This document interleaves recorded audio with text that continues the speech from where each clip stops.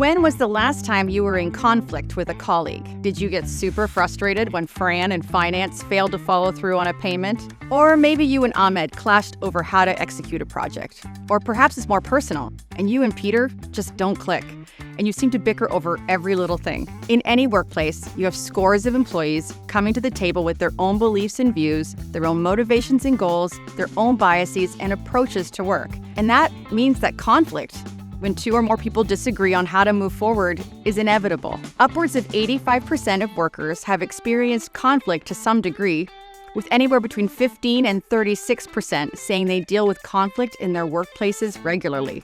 As a manager, that's not ideal, since one study found that 49% of managers felt they lacked effective conflict management skills, and only 30% had faith in their abilities to handle conflict on a team. 65% feel they don't have the skills to offer support to their teams going through conflict, which lines up with workers' views.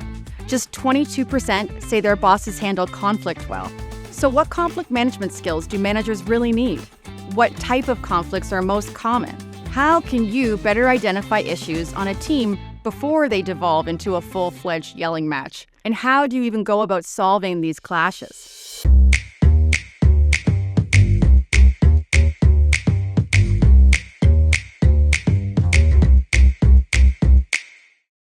Welcome to Manage This, a series for everyone playing manager in the middle. I'm your host, Mandy Gosling. Each episode, we help managers tackle everyday problems that seem to pop up when you're both leading a team and being managed in return. This is Managing the Clash, a playbook for peace. I had the opportunity to chat with Lesley Beneteau, Chief Human Resource Officer at tech company Veralto.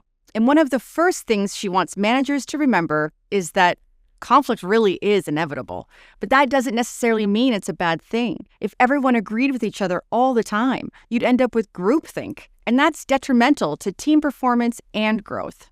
Part of what's important about driving and building a high-performance team is bringing teams together that actually are quite diverse. I think there's lots of research that shows that diverse teams generally produce better outcomes, but doing that means you have to understand how to carefully manage differences in work styles or personalities. So what ultimately drives conflict? There are a few ways to look at it. At times, the conflicts can be anything around, I think, clarity of roles and responsibilities. Sometimes it's personality conflict across the team. And often I think it's conflict around just the push and pull of managing resources to meet really demanding priorities. A study out of Concordia University found that there are three major drivers to conflict. The first two are somewhat similar, what the researchers called process conflict and task conflict. These are specific jobs required to get the work done and how you go about spreading and handling those tasks. This might be disagreements over how, say, a veteran employee has tackled a project versus how a new employee wants to tackle the same project. Or this might look like a miscommunication over who's expected to do what, resulting in missed work.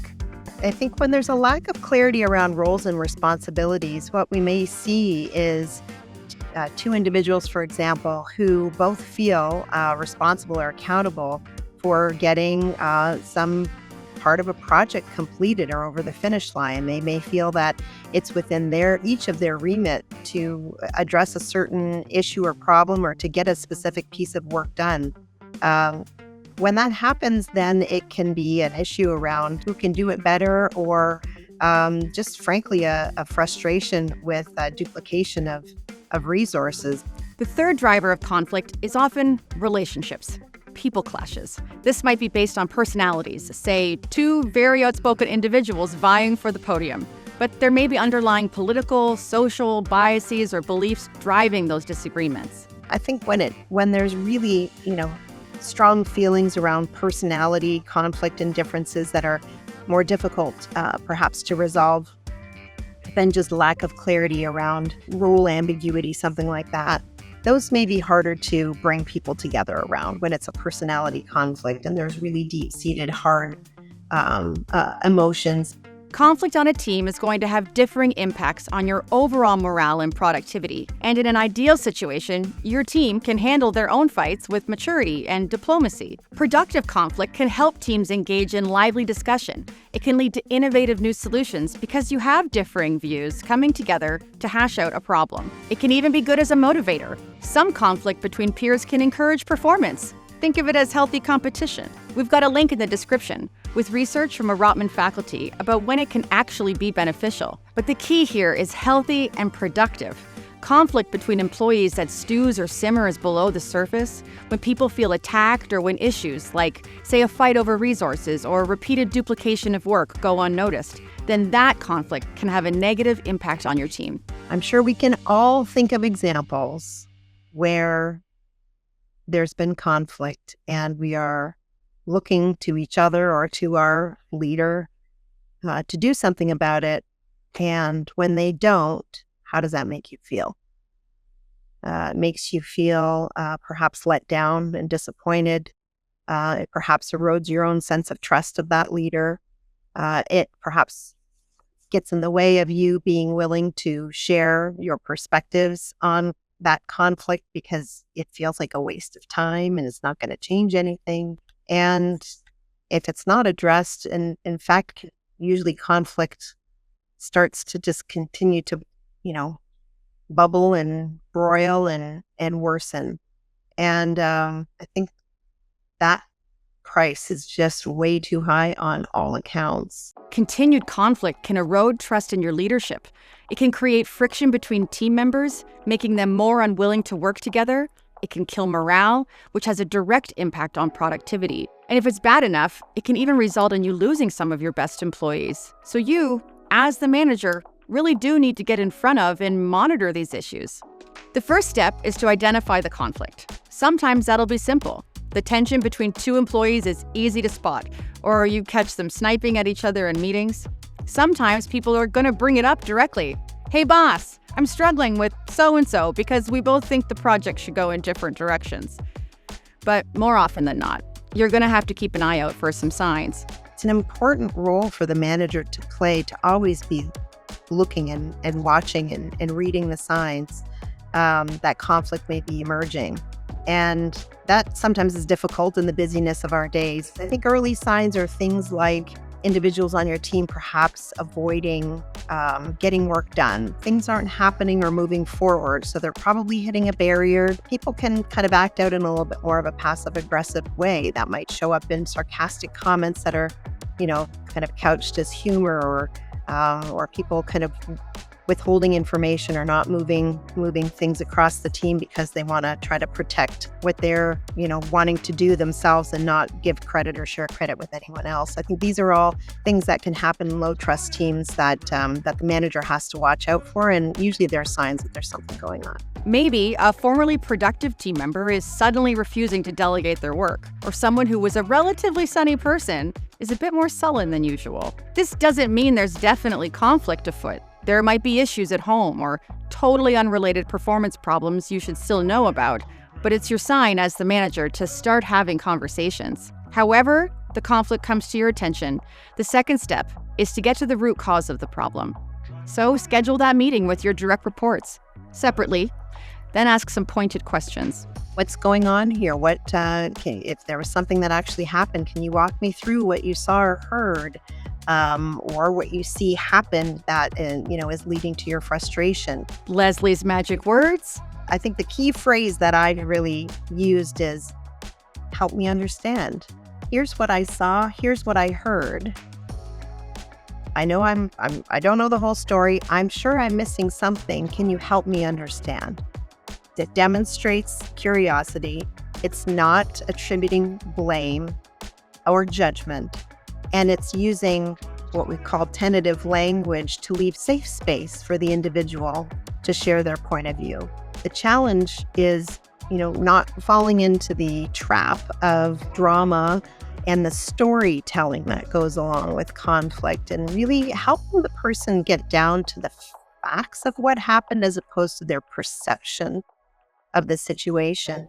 When people don't stick with the facts or lean into stories, assumptions, and exaggerations, it becomes more emotional and easier to escalate. So, to the best of your ability, stick with what's actually happened and ignore some of the dramatic flourishes. Approach these conversations with a genuine curiosity. You're not going in with assumptions about who's at fault.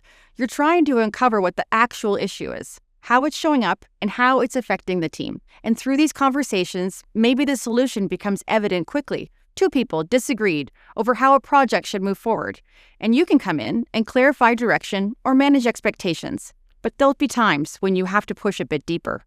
A big part of resolving conflict is perspective taking, helping your employees see the issue from the other's perspective. Asking questions like, well, what do you think their intentions were? What else might have been going on that could be another reason for their approach or reaction, and helping them to perhaps diagnose the intent behind the behavior or the situation that they may be feeling is the source of frustration or conflict. When employees only see a problem from their own side, solutions feel zero-sum. I win, you lose. Getting people to put themselves in the other person's shoes makes space for compromise or creative solutions. It helps people see that the other person may not be acting out of malice. Even if they still disagree, this shift helps build empathy, lowers defensiveness, and opens the door to real solutions. And importantly, it can break the victim mentality. Usually when we're in a conflict, there's usually a victim and a villain, and we play to the stories in our minds that help us maintain that position. But when we challenge each other to think about there may be something else going on, then it helps to sometimes have the other person not be seen as such a villain and get the person out of victim mode. Lesley points out this process, helping people get to the root cause of a problem, is doing double duty. Not only are you identifying the problem in the here and now, you're also coaching your team on how to navigate conflict by themselves in the future. Once you've gotten to the root cause, this is where it gets very situational. How you deal with a conflict over process is going to look very different from how you deal with a personality clash. Hopefully, it's an easy fix like we mentioned earlier. You just need to step up and clarify the roles and responsibilities, and everyone's on their merry way. But it might also require some difficult conversations, especially when it's personality or performance-based. If you realize it's inappropriate behavior driving conflict, bullying tactics, credit stealers, passive aggressiveness, then you'll have to talk to the team and set some very clear expectations over what behavior won't be tolerated. If people are missing deadlines or deliverables, or there are quality issues and that's causing problems elsewhere, then you're having a conversation about performance. But it doesn't stop there. It's really about holding the team accountable and setting the expectations around the types of values that you expect from the team. If you're telling people you won't stand for credit stealing, then you actually have to follow through on disciplinary actions if it happens again. If you're working with a team member to address their performance issues, then you need to see improvements in their performance or consider the broader implications for their future on the team. And that might mean some self-reflection. Managers and organizations, they can facilitate conflict, and you probably want to take the time now to double check if you've contributed to the problem in any way. I think managers can unknowingly contribute to what may be conflict in the team. Be real with yourself. Have you created a team where there's too much ambiguity over roles? Have you maybe turned a blind eye on a bit of workplace bullying? Or have you taken yourself out of the equation entirely and decided to let the team deal with the problems themselves? Cultivating your own self-awareness is an important skill for all conflict resolution. And if you can model it in yourself, you're also helping your team develop that skill, which can go a long way in helping resolve problems before they start. Finally, Lesley reminds us that lots of conflicts are not an overnight fix. That can take time, and it can take multiple conversations, and it can take continued, reinforcement of expectations that that's the way a manager expects the team to operate. Some people will get there. Again, I think the role modeling makes a big difference, and some people may not. If a problem keeps persisting, Lesley says you need to decide what kind of behavior you're willing to accept as a manager. Because remember, if the conflict can't be resolved, it will inevitably affect the rest of the team. If you've got an employee who's consistently missing deadlines and that's causing problems for other people, how much more are you willing to accommodate? Or if you have two people who simply do not like each other, be realistic about how much their interpersonal dynamic is really impacting the team and whether people can handle a bit of bickering at meetings or not. And don't be discouraged or afraid to get outside help, whether that's a boss, a role model or sponsor, your HR or legal teams if you have them available to you. There are also going to be specific examples where you will want to get those people involved. If you can do that on your own and you can solve what might be the barriers that might be getting in the way at your level within your kind of locus of control, that's great. But sometimes, there are other things that may be limiting the ability of your team to perform that are outside of your control. And if that's the case, then raising it with your manager is important. Unfortunately, we have situations where we deal with harassment or discrimination type of allegations and conflicts and claims in our teams. We can deal with retaliatory behavior when somebody does have the courage to speak up and they feel like they're being retaliated against in response. We have situations where there is manager misconduct. A manager themselves is not acting in a way that's aligned with the values of the organization or the kind of code of conduct that's expected from managers. These are all tricky situations. They could be legal or policy violations. All of these, I think, are in the realm of, more challenging conflicts to deal with that you probably want to not try to go it alone. Often we ask ourselves the question, this doesn't feel right. My instincts are I probably should get some help. Then you probably should get some help. Ultimately, Lesley hopes you aren't afraid of conflict. It can feel daunting and intimidating and sometimes just easier to avoid altogether. I really think conflict is a bit of a gift. And yes, some of you may be saying, what the heck is she talking about? Conflict is a warning sign that something is not right. And when we practice, not needing to be experts, but we practice the skills of being able to bring that conflict to the surface and deal with it, it actually has the potential to strengthen a team. So don't be afraid. It's uncomfortable and it can be hard, but it's super powerful when you address it. So, now do you feel more equipped to handle interpersonal conflict? Will you start meeting your team more regularly to stay on top of problems before they start? Are you creating a safe space for people to bring problems forward? Have another issue you want us to tackle? Chime in the comments and consider subscribing to this series, or our whole YouTube channel, or the Rotman Insights Hub. Just click the link in the description to get more thought leadership and research-backed management tips from the Rotman community delivered to your inbox every other week. Thanks for tuning in.